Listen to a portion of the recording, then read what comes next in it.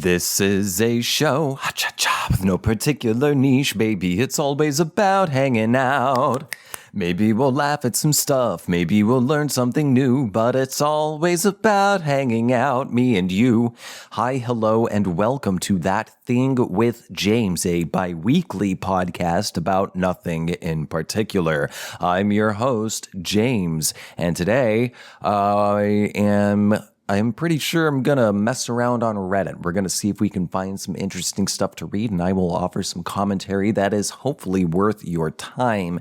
And lately, the past several episodes, we've been talking about some rather highbrow stuff. Science fiction, science itself, theoretical science, how it meets up with science fiction. I even got into art history and how it meets up with contemporary memes and that sort of thing. Well, my brain could use a little break. And so we're going to rely on Reddit for this episode in order to do that because, baby, it has been a hell of a month.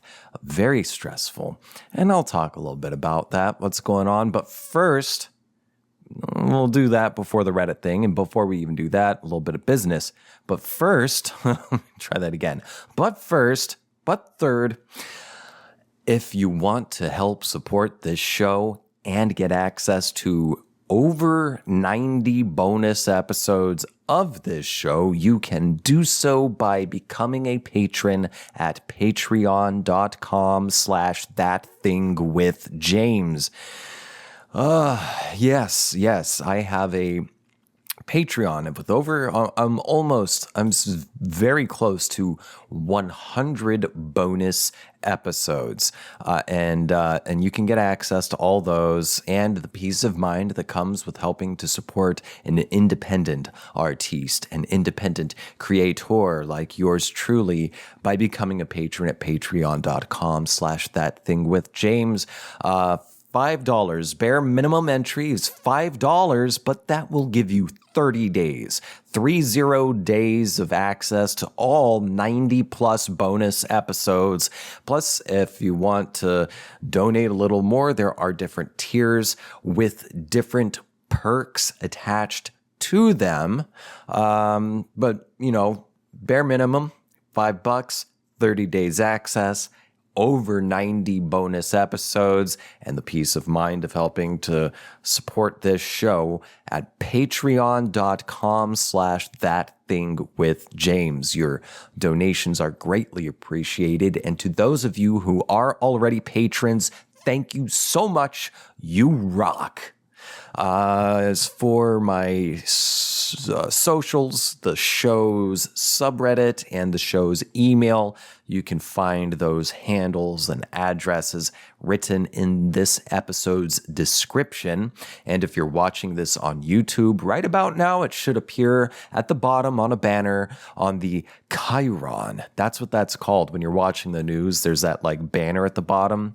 That's called a Chiron, Chiron, Chiron. I love that word.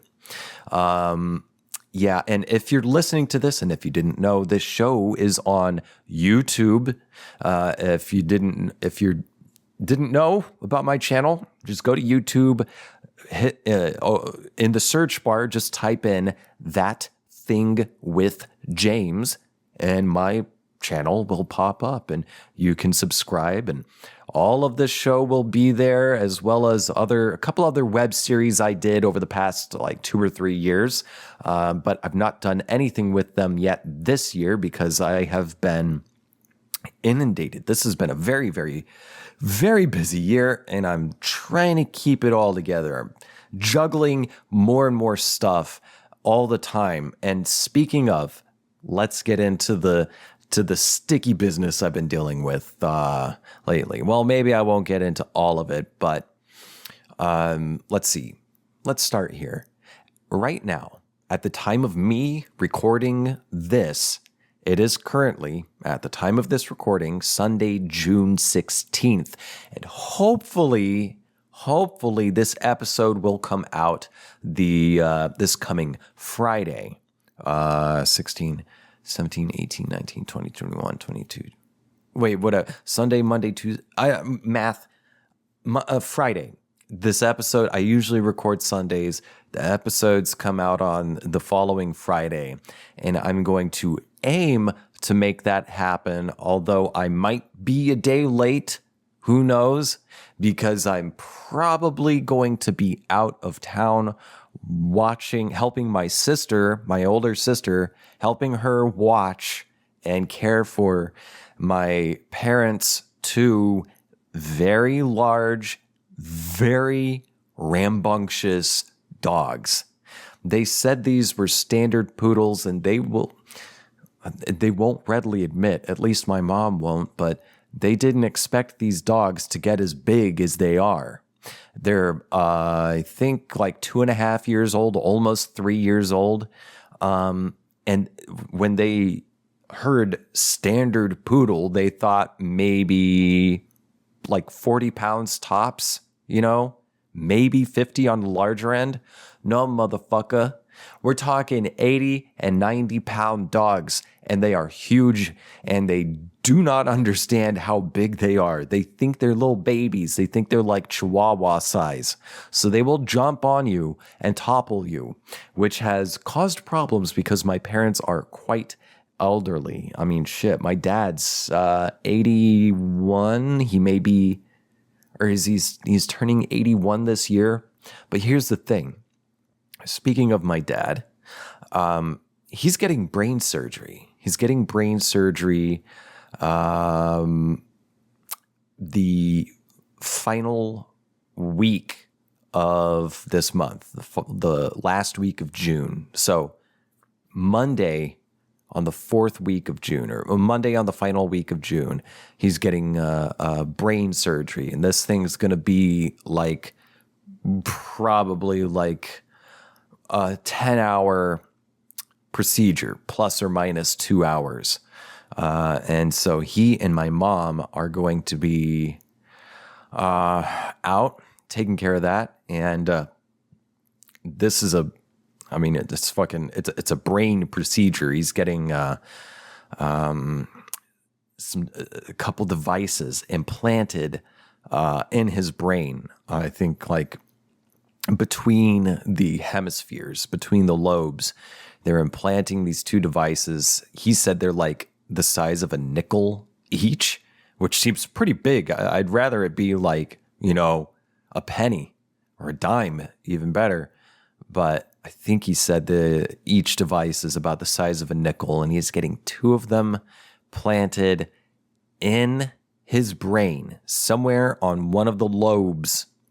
And those things will have wires, little wires, nano wires, I think, that come out of the top of his skull and then run through his dermis, down the back of the skull to the neck, down beneath the clavicle, where the wires will meet up to yet another device implanted somewhere in his skin, which will house a battery and a little control unit to deal with some stuff. I don't want to get into too much detail because I don't know if it's my place, if I have that liberty or not. But I'm saying what I am saying because I'm saying what I feel comfortable saying on here. He's getting brain surgery.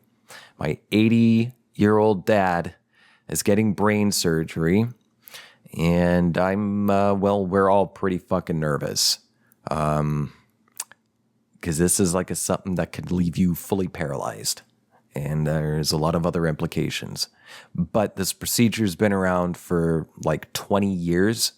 And he's getting it done at the place that pioneered this procedure. So I believe it will be a successful procedure.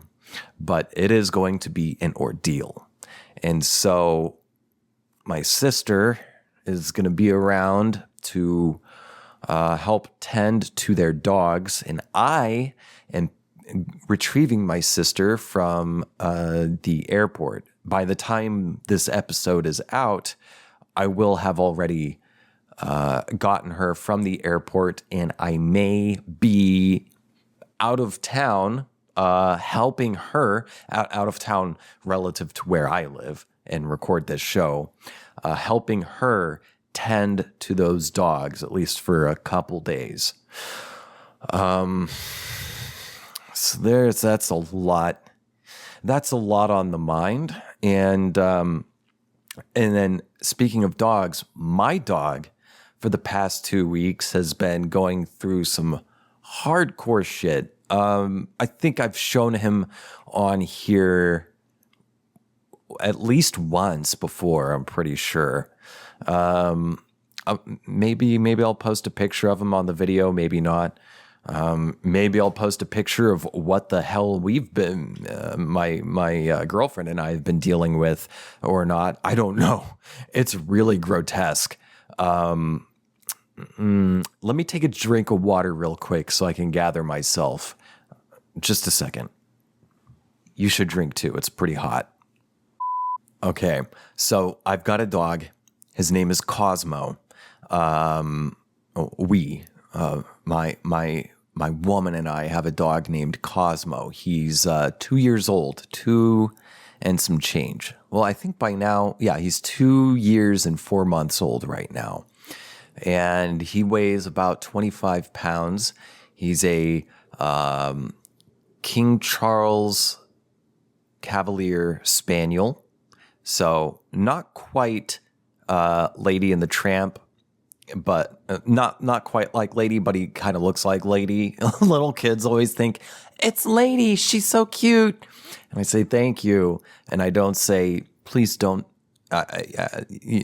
he's not a Spaniel. He's a king. He's a King Charles. Thank you. Get it right. Lady was just a regular Spaniel.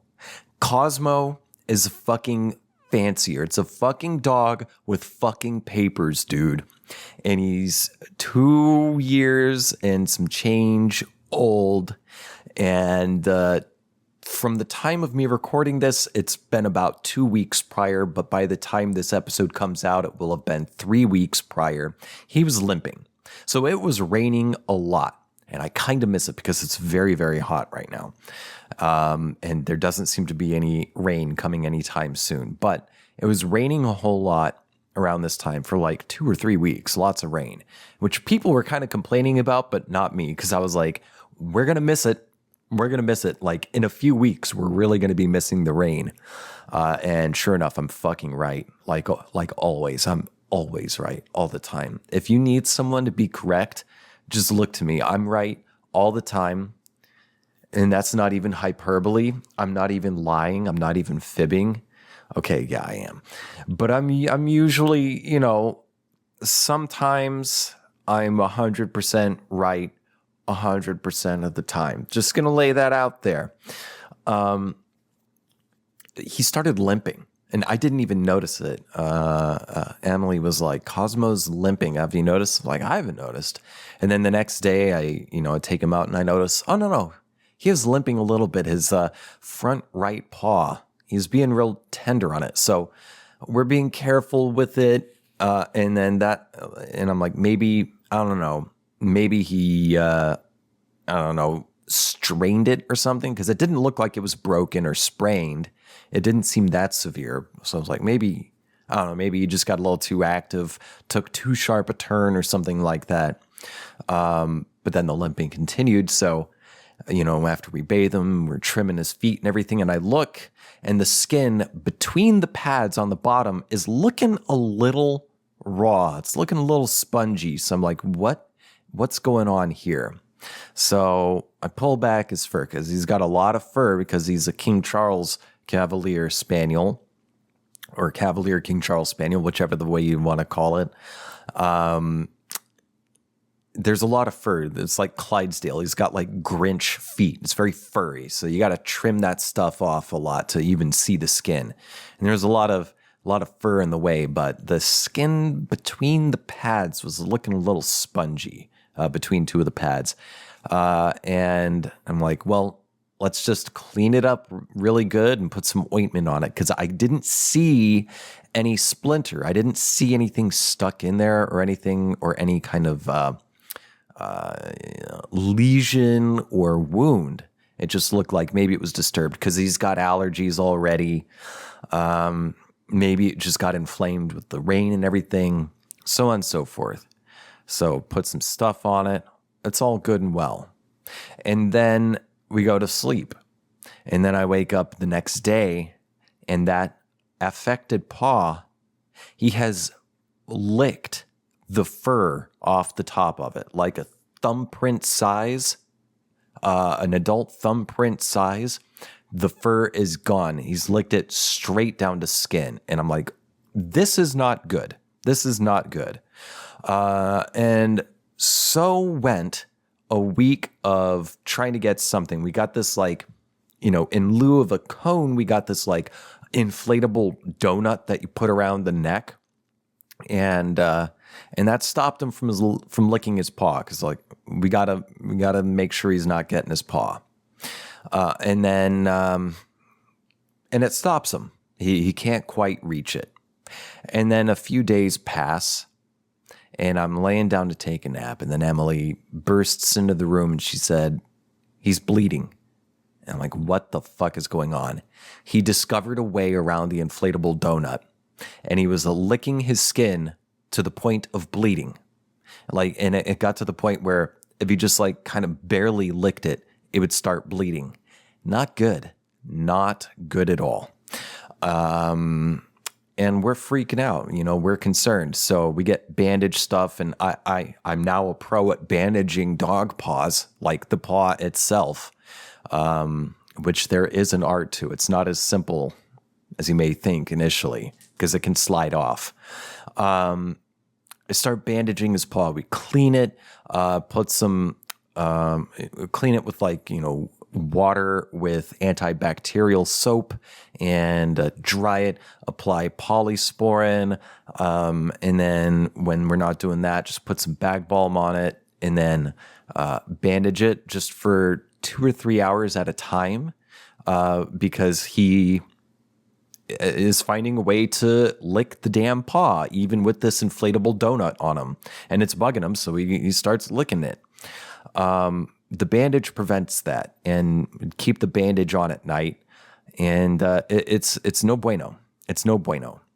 And we were doing that for like a week, putting the bandage on when we can't be around to stop him, and then taking it off, and just for a week straight being on edge every minute of every day, keeping an eye on him every second to make sure he doesn't reach down and start licking it, because he found like 1 or 2 positions where he could get to his foot. And then one morning I take the bandage off, and it's all matted. It is all matted. The blood, I guess, overnight went into like free flow within the bandage, and then, coagulated. So his entire paw, it looked so fucking gnarly. I mean, this looked like something like a dog. This looked like Homeward Bound business. I've never seen anything this severe on a dog before, personally. Outside of some bullshit that is difficult to see in a movie even. Covered in scab, and it's all swollen up, and it is really fucking grotesque. And we're not sure what the fuck was going on.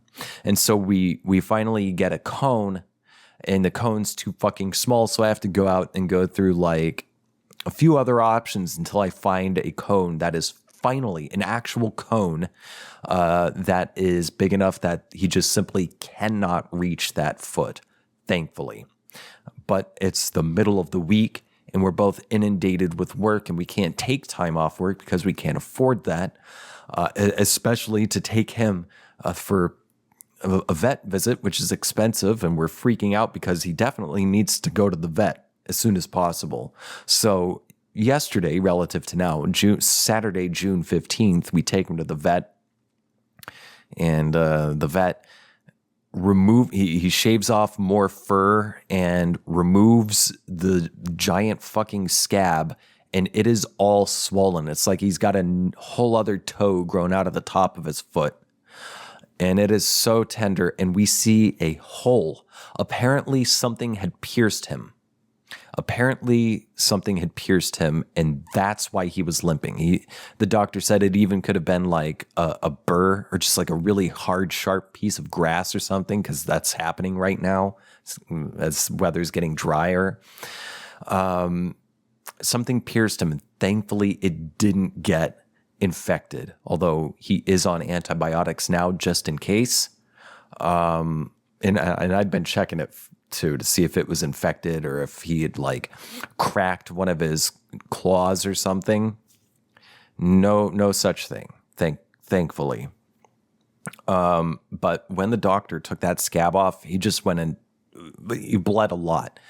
It was very, very fucking difficult. But the scab's gone, and now he's just got this giant, gnarly, fucking swollen part of skin. I've never seen anything like this. And there's clearly a hole where something stuck him, and it might have gone like through. Although I'm not sure. Maybe it was stuck in the top from the beginning. Because that's where he was licking, because he wasn't really messing with the bottom, and he hasn't been at all. And he's been running around like it's not bothering him, and he's not been limping or anything for over a week. So whatever was in him is out. And we either missed it or it came out fast enough. I think maybe something pierced his foot. Hopefully not all the way through, but something pierced the flesh. And then he just started licking and licking and licking, which snowballed into the grotesque mess that his paw is now. But thankfully, we've got him cleaned up. We got that giant scab gone. And it's only been a day, but it is very visibly looking much better. It's on the mend. It's still fucking gnarly, but it's on the mend. So we've been dealing with all that, on top of me worrying that my dad's going to die or worse, be paralyzed, in which case, not something I'm going to talk about on this right now. So with all that said, let me find some fun shit to read on Reddit real quick. Be right back. Okay, I found one. We're on Ask Reddit. We're on the subreddit r/AskReddit. And this post was by background number 815. They ask, what would you do if you could be invisible for a day? And let me tell you, that's a question I put a lot of thought into rather frequently when I was in junior high. I thought of many different things. Robbing a bank, traveling for free, that sort of stuff. Innocent things. But let's see what other Reddit users have to say. What would you do if you could be invisible for a day? And before, when I was thinking about this in junior high, early puberty, I wasn't thinking just for a day. I was thinking this is a superpower I have now, but for just a day. First 11 says, with my luck, get hit by a car. Yeah, probably. Yeah, that's a possibility I'd never even really considered. Education Standard 699 says, I'd probably sneak into a zoo and convince everyone that penguins can fly. Now, I'm wondering, how would they manage that? Would they pick the penguin up and just carry it around over their head? Or would they toss the penguins? Would they toss the penguins? Is penguin tossing on the table?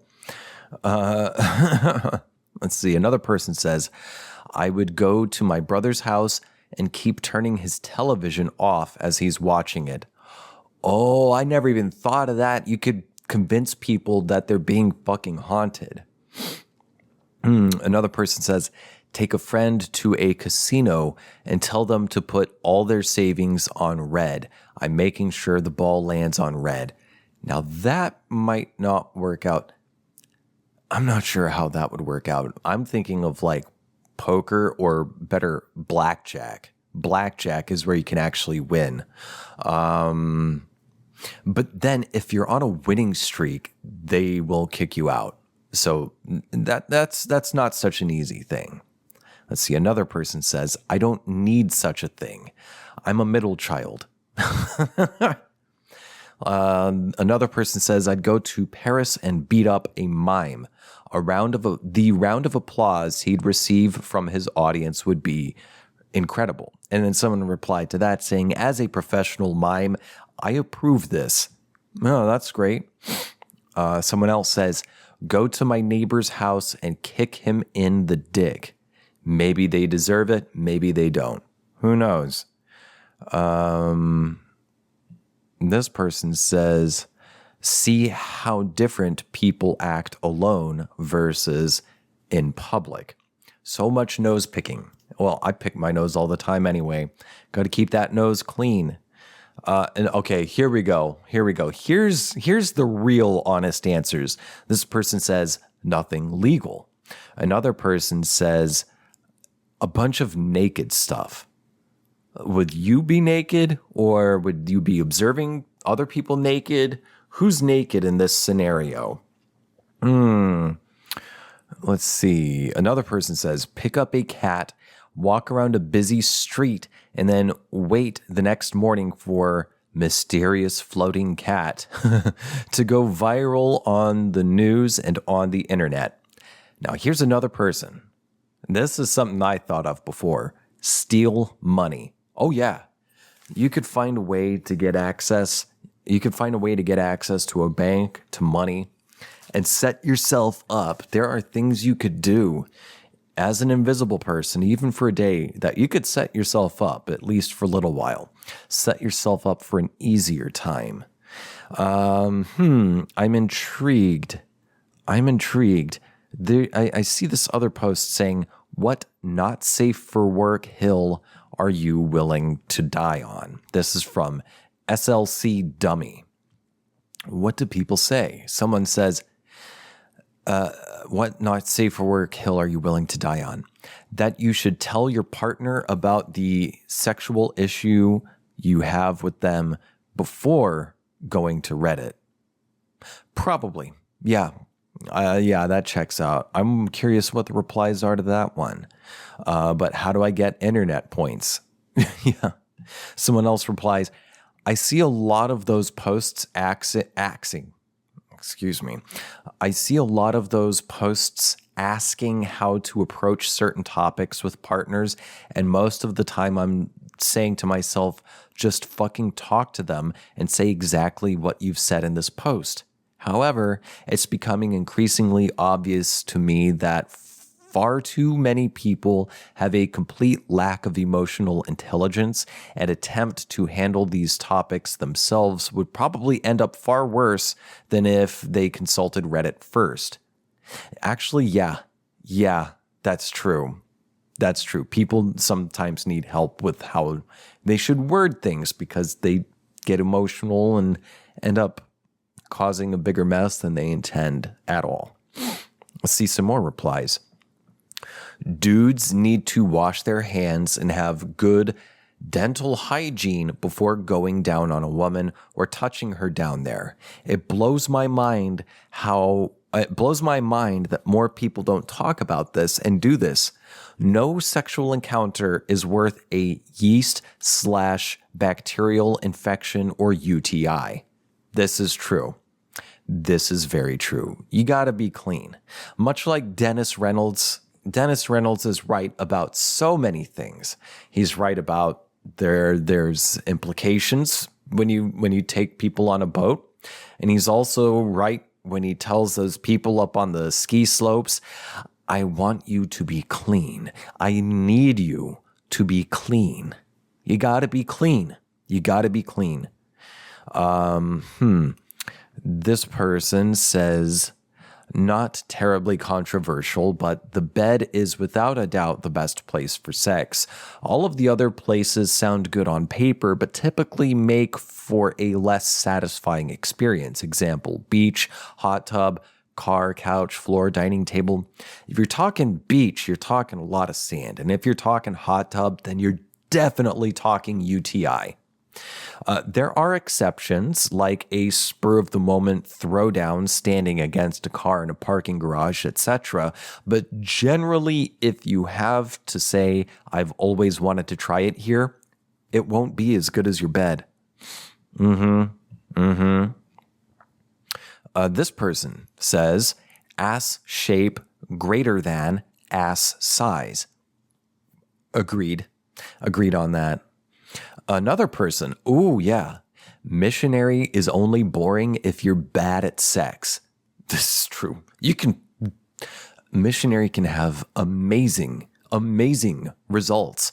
And I know from personal experience, missionary can be the best. You can do a lot of other stuff, but then when it comes to coming, you can't, missionaries, it's good. It's good. It's reliable. It's old faithful. And another person replies to that, I think it's boring if you don't have a connection. Eye contact is sexy. Yeah, but it depends on the type of eye contact you're giving. Are you like not blinking? Are you not even moving your head? Are you like an owl just thrusting away? Another person says, foreplay is the entire day spent together and all the actions and sexual tension leading up to the sexual experience, not just a quick finger and rub before sex. True. This is agreed. I agreed. Another person says, blasting your asshole with a high-pressure water spray will get you cleaner after pooping than toilet paper ever will. True. This is true. This is very true. You can moisten your toilet paper. I moisten. I do dry, and then I moisten the toilet paper to... You'd be surprised. If you just dry wipe all the time, do your dry wipes until you're wiping white, and then moisten some toilet paper and wipe some more, and I guarantee you've not cleaned everything yet. And it's even better if you've got high-pressure water to blast your asshole. Here's another person says, lasting as long as possible is not the flex it's hyped up to be. Lasting long enough for both to get off is really all you need. Any more just starts hurting, and most women will be too nice to tell you to just finish already. That can be a serious problem, especially if you're on like painkillers. That can be a problem. Also being rubbery. This person says more often than not, being a grower is better than being a shower. Okay. And then let's see. Here's another one I'm curious about. This one is a different post from Helios Zero asks, what do people do after an orgy? I'm curious. So first response. It's a quote from Glam Rock Shake. Great job fucking out there, everybody. What the this is weird sentence structure. And that always trips me up. Great job fucking out there, everybody, today. Hope everybody had a nice time. You guys really plowed your hearts out there. Way to make it the best orgy so far. See you at church on Sunday. Yeah. Another person says, give feedback via a PowerPoint presentation. I bring my own projector just in case. Another person slaps thigh. Well, I best be heading off. Listen, someone's got to do the cleanup. So there's aftercare. You got to do aftercare for mental and physical stuff. And then you also got to clean up. You got to be respectful enough to clean up, and then you got to check out of your hotel in time, because that's usually where this stuff happens, is at a hotel. Someone says, hit the orgy buffet table. Yes. And someone replied to that with exactly where my mind went. A quote from It's Always Sunny. Frank, these people are gross. I don't want to fuck any of these people. Thank God someone said, you can't tell under the masks. That guy isn't even wearing a mask. Yeah. Can't bang on an empty stomach. Let's see. Did someone mention an acid? It's like a bad acid trip in here. Okay. Now, here's one from Valeria000 replies, for a serious answer, hang out or leave. A lot of orgies are more mundane and less awkward than you might think. And honestly, I've been to a nude beach once before, and really the most uncomfortable part was the anticipation leading up to it because I'd never been to a nude beach before. Really, the only gross thing about it was the amount of pubes at the water lapping against the rocks. It was at Hippie Hollow outside of Austin, Texas, or kind of in that area. So many pubes in the water just floating there, lapping against the bank. That was the only gross part. The rest of it, like once I got naked and everything, once I got there and saw everyone else was already naked, it just felt natural. And let me tell you, I got the best tan of my life. And I don't tan that well. It's uneven and everything, and I usually burn. But with all my skin bare, I didn't burn at all. As a matter of fact, my body was like, see, this is the optimal way to absorb sunlight. Now, I did not sun my asshole, but I hear that's a good deal. I hear that's good for you. Opening your butthole to the sun. Yeah. And I'm talking the SUN, the star in the sky, not to someone's, child. And I mean, adult child. This is what I'm talking about. Okay. But let's keep reading. For serious answer, hang out or leave. A lot of orgies are more mundane and less awkward than you might think. The ones I've been to are a social event first, sex party second.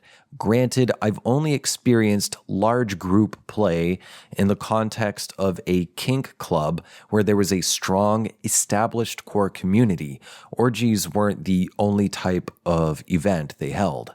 But usually people would just chill and hang around chatting, cuddling, drinking, playing in smaller groups or one-on-one, etc. for a while. And some would just say their goodbyes and go home right afterwards whenever things started to slow down. Heck, there was even one where a few people got a small chess tournament going since one of the lounges at the club had a chessboard. That sounds kind of fucking awesome. Bang out and then chess out. Bang out with your wang out, chess out with your rook out. No, oh my God. Yet another It's Always Sunny reference. It's funny how It's Always Sunny applies to risque topics. Someone, quoted to this saying, heck, there was one where a few people got a small chess tournament going since one of the lounges at the club had a chessboard. Someone said, nobody will question the vibrating butt plug. Yes. It's encouraged. Oh my God.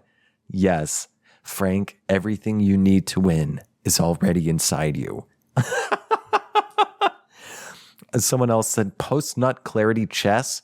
I think it was quite impressive in the tactical sense. Yeah. And then I'll close off on this one cheesy reply. One guy usually brings out an acoustic guitar and plays Closing Time. And then here's one that I was thinking of. Clean up used condoms, shower, have a drink, hug some people, socialize and laugh, try to find your underwear. Pro tip, think back to who you fucked first. Put rest of clothes back on, hug the hosts, and say goodbye. Go home, mouthwash, skincare, brush teeth, all important because a lot of skin contact and kissing fucks up your skin. Yeah, makes sense. Hydrate some more. Sports drinks are great for this. Go to sleep. To which someone replied, this guy orgies.